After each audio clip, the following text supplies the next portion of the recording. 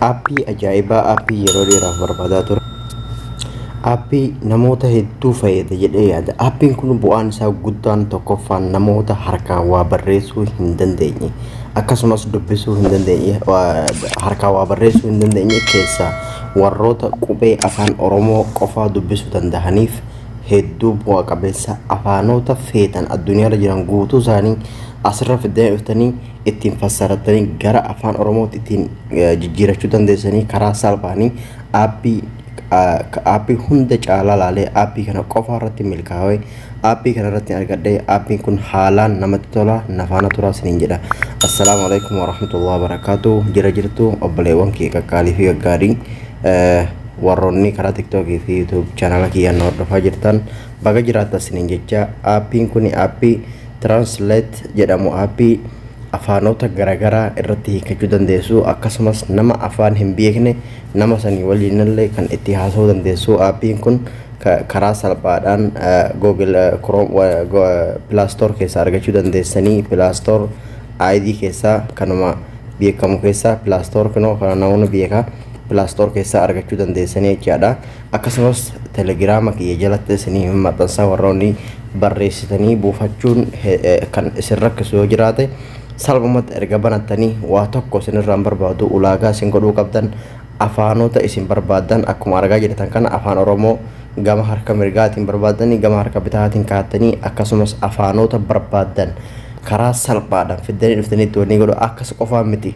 Barreeffama karaa garaagaraatiin karaa WhatsApp, karaa Imo, karaa garaagaraatiin isinitti dhufe guutuusaa fuutanii koppii gootanii gara wanni kanatti as galchitanii wanni godhuu dandeessan salphumatti jecha. Aappii kana gara afaan Oromootti jijjiirachuu dandeessanii barreeffama garaagaraa koppii linkii gootanii fuutanii asirratti dabarfitanii salphumatti fassarachuu dandeessan afaan Oromootti. Akka fakkeenyaatti fakkii xiqqoota akkasii kennaa. Fakkeenyaaf akkuma argaa jirtan kana bakka kanatti afaan Arabaarraan kaa'eera, bakka kanatti immoo afaan Oromoorraan kaa'eera.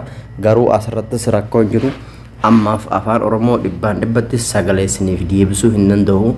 Aappiilee hunda keessa afaan Oromoo barreeffamuma qofaa fassara malee gara afaaniin dubbachuutti hin deebisu. Wantoonni aappiileen garii afaanitti ni deebifatanii afaanii fi barreeffama illee ni deebifanii. Garuu afaan Oromoo haga ammaatti aappii kana qofa argadhee aappii Google oomisha keessa aappiin afaan Oromoo keessa jiru aappii kana qofaadha. Ka biraallee dhabeen jira. Hedduun barbaadee ture namoota bu'aa qabe namoota hedduu waa kanatti haajaamtu jira. Namoonni keenya hedduun barreessanii dubbisuu hin danda'anii akkasumas sagaleen dubbatee baay'ee gaariidha. Fakkeenyaaf amma afaan Arabaarra jira dubbachuu barbaadan kinoo speaker as jala jira yookaan samaanii quba keessaniin cuqaastan jecha. Quba keessanii erga cuqanii assalaamu alaikum warahmatullahi wabarakatuhu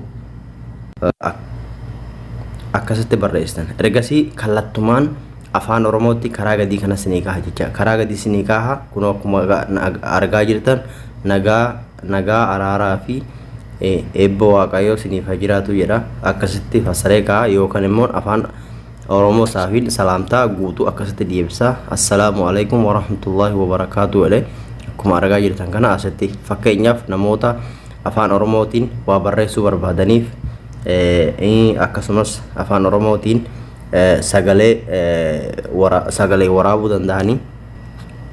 Aappiin kun aappii hedduu bu'a qabeessa. Namoonni aappii kana caalaa aappii afaan Oromoo sagaleenillee irratti hojjetu yoo qabeetan jiraate komentii jalatti naa barreessaa isiniin jedha.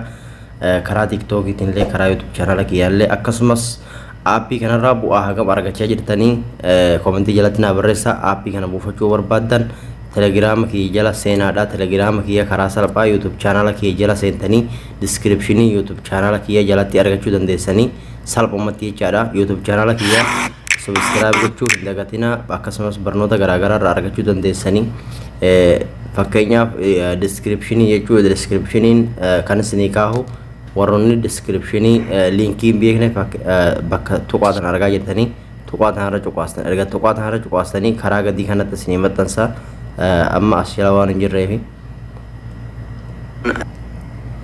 descriptioniin kunoo asirra cuqaastanii erga asirra cuqaastaniin booda kunoo as jalatti isinii ba'a linkii as jalatti maxxansee jira. Erga linkii asira jiraate linkiin quba keessanii linkii tuqnaan kallattumaan karaa telegiraama kiyyaatti si fidee gogaa achi keessaa oduulee wantoota garaagaraa argachuu dandeessanii yoo telegiraamaan qabaanne buufattanii akkasiin kallattii isinii seenuu dandeessaniin jecha YouTube channel kiyya dhaqaa subscribe godhaa like gochuudhaan namoota biraan ga'aa namoonni itti fayyadaman jiraachuun mala waan ta'eef akkasumas TikTok kiyyas follow naa godhaa link copy naa godhaa ammas illee warning narraan kaane oggurri narraan kaane ammalleedha akkasumatti kun akkuma argaa jirtan kana oggurri haga ammatti illee narraan kaane inshallah khayruma akkasii haga barnoota dhufu walitti deebiin nagaan naa tura.